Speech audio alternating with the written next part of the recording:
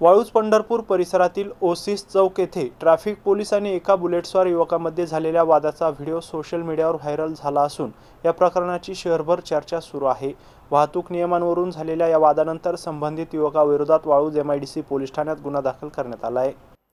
मिळालेल्या माहितीनुसार सायंकाळी ओसीस चौकातील सिग्नल परिसरात वाहतूक नियमांच्या कारणावरून ट्रॅफिक पोलीस आणि एका बुलेटस्वारामध्ये शाब्दिक बाचाबाची झाली होती।